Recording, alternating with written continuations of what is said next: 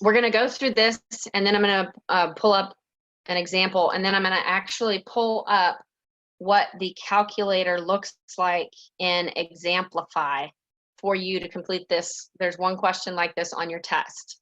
So we're going to practice with it quite a bit, and then I'm going to show you what you can actually expect and how to use that calculator so that I can make sure that you're not caught off guard and you know what's going on. So let me get my poll out and ready to go here before I pull up the question.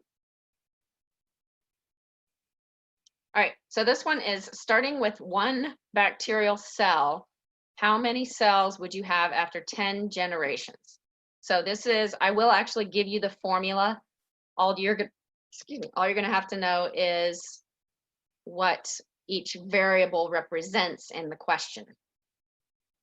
I'll give y'all a little bit of time on this one because you need to do some calculations. All right, I'm going to go ahead and end the polling.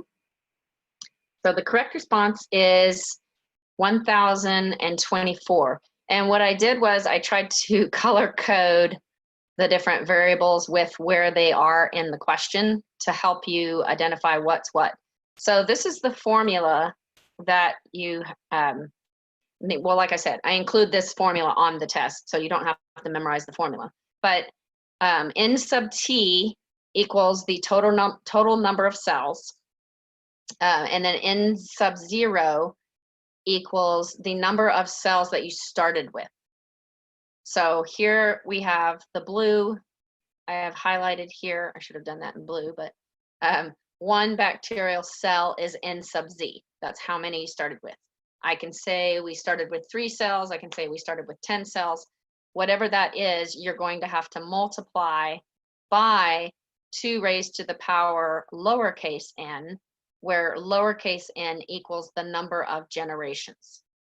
So in this example, 2 raised to the power 10, because n equals 10, because I told you it's after 10 generations.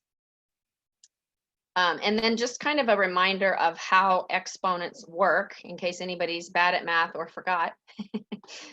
2 raised to the power 10 means 2 times 2, 10 times. So 1.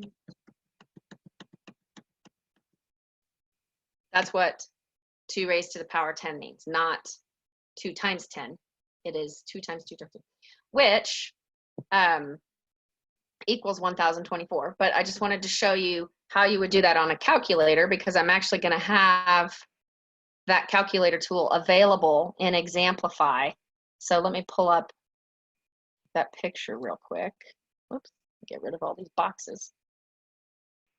Examplify microbe generation calculator preview.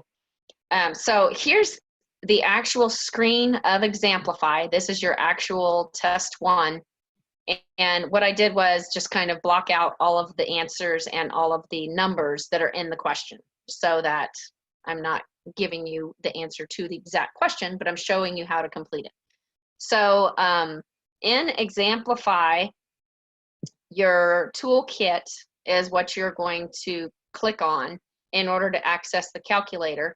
This is also where you can access notes, where I have it activated where you can type in notes if you're trying to think through something while you're reading the question. You can do that. Another tool that you can use in Examplify is the highlighter. I highly recommend using the highlighter when you're reading through the question.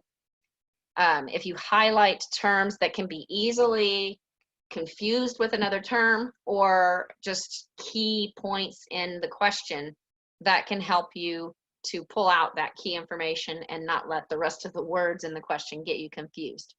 So these are just kind of test taking tips that I'm adding in there. You can also flag the question and come back.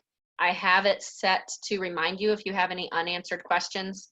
So you can navigate, you can skip a question and go back before you turn in your test. Sometimes either another question will jar your memory and help you remember the answer to one you couldn't remember, or sometimes it even gives you the answer in another question. So if you're, if you're not sure about something, that's something that you can do. So here's our formula. And like I said, I give you this formula right in the question. And so the question is how many total cells resulted. So you're looking for N sub T. So let's just do an example. We'll say that I said an experiment begins with 4 cells. So we'll say our example here is 4. So in this example, your n sub 0, I can't do a sub, so I'm just going to put n0 like that, equals 4. That's the number of cells that you started with. So you're going to take 4, and you're going to do 4 times, and then you're going to calculate your 2 raised to the power n. And let's just say in this example, I said it goes through 6 generations. So now your lowercase n equals 6. How you use the calculator to do this is you're going to type in 2. So that's why I have 2 highlighted. And then you are going to click on x raised to the power y, and then you enter in 6.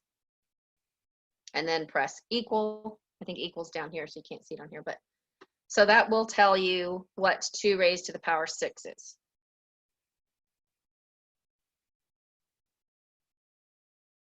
Which this is not actually a calculator, it's just a picture. So what I have to do is actually calculate this. So I'm just going to do it on here just to show you an example. It's the exact same way as it is on this calculator and on any other calculator.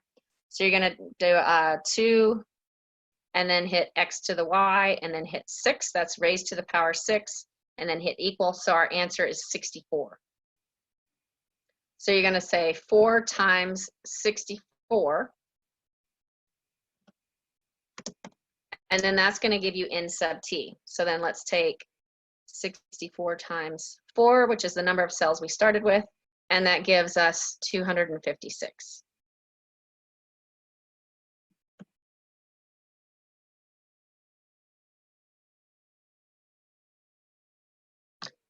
So is there any questions about that? Hopefully that will help you, know what to expect, know how to use the calculator, know what variable stands for which number in the question.